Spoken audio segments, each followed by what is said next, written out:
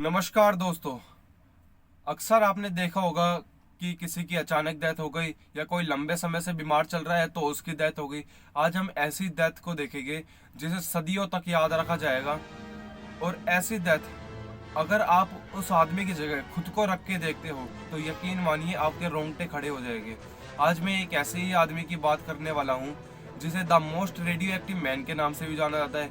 एक ऐसा आदमी जिसने सबसे ज्यादा रेडिएशन और दर्दनाक मौत का सामना किया।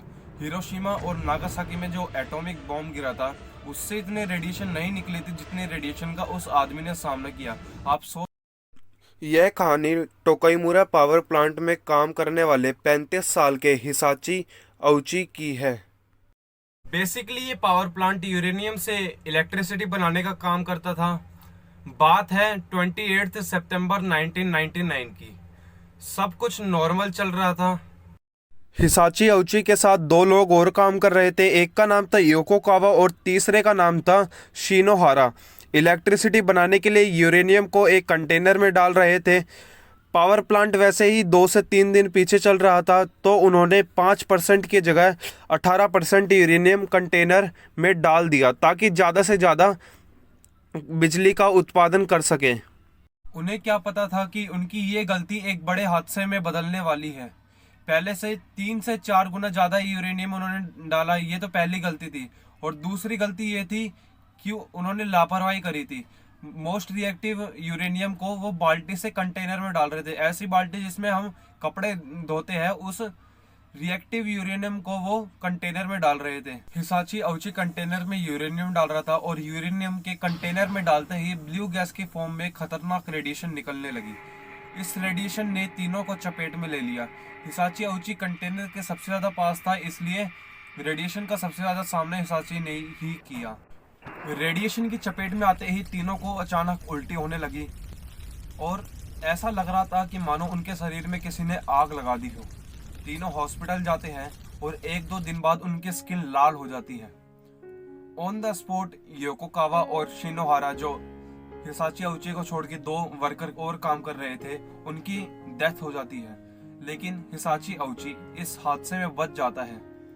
मुझे ये समझ नहीं आ रहा कि कंटेनर के सबसे ज्यादा पास हिसाची औची था, सबसे ज्यादा रेडिएशन का सामना भी उसने किया। इतना रेडिएशन का सामना करने के बावजूद कोई इंसान कैसे बच सकता है?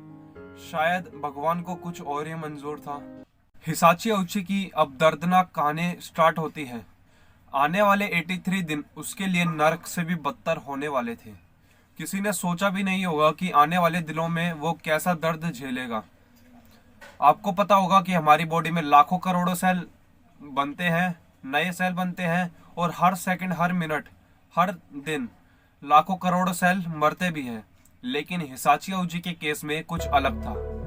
उसका डीएनए रेडिएशन की वजह से बिल्कुल मर चुका था और उसकी बॉडी बिल्कुल भी नए सेल्स नहीं बना पा रही थी। जो पुराने सेल थे वो भी धीरे धीरे खत्म हो जा रहे थे। अब उसकी नर्क से भी बदतर जिंदगी स्टार्ट होने वाली थी। उसने आने वाले दिनों में ऐसा दर्द झेला कि आपने सोचा भी नहीं होगा, सपने में भी नहीं सोच सकते, इतना ज्यादा दर्द। जैसे जैसे उसके सेल मरते जाते उसका दर्द बढ़ता जाता। अब हिसाची औची की बॉडी में सारे सेल्स खत्म हो चुके थे, या बोलो मर चुके थे। तो डॉक्टर्स ने उसे सेल्स ट्रांसप्लांट का ट्रीटमेंट देना शुरू कर दिया। जो हिसाची औची की बहन थी, उसकी बहन के जो सेल्स थे वो हिसाची की बॉडी में ट्रांसप्लांट करे जा रहे थे ताकि वो ज्यादा से ज्यादा जिंदा रह सके। लेकिन उसे बचाने का यह जुगाड़ ज्यादा दिनों तक नहीं टिक पाया।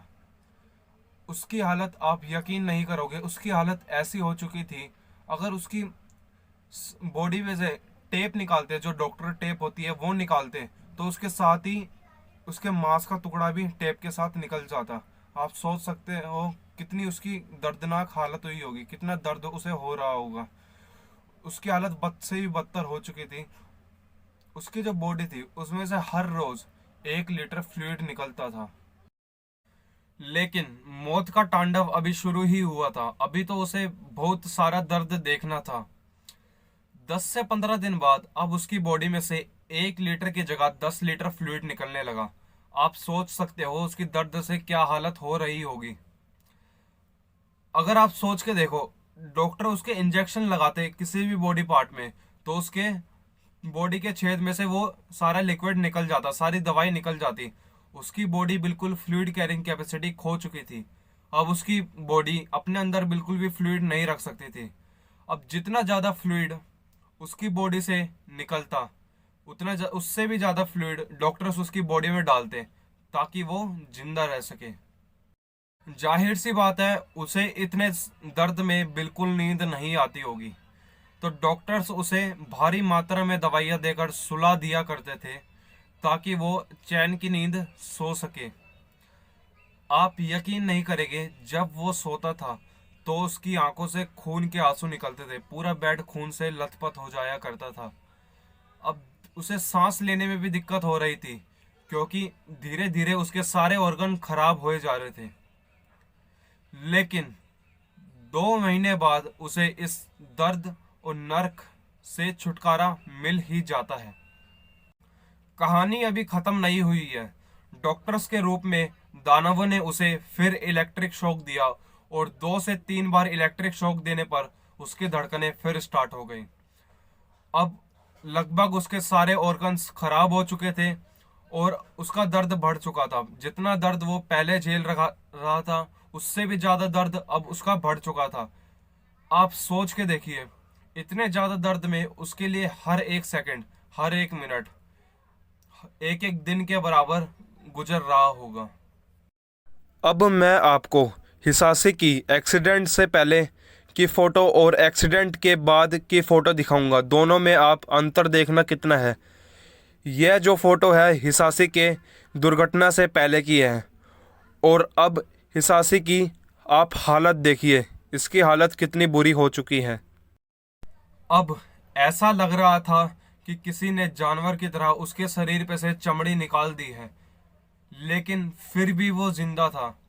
वो दर्द से तड़प रहा था और मौत का बेसब्री से इंतजार कर रहा था, लेकिन उसका बचना अब नामुमकिन था और भगवान ने उसकी अब सुन ली। फाइनली 83 डेज बाद उसकी डेथ हो गई और उसे इस दर्द भरी और नर्क भरी दुनिया से आज़ादी मिल गई। आप सोच के देखिए, हिसाशी ने लगभग 80 दिन इस दर्द के साथ कैसे काटे होंगे।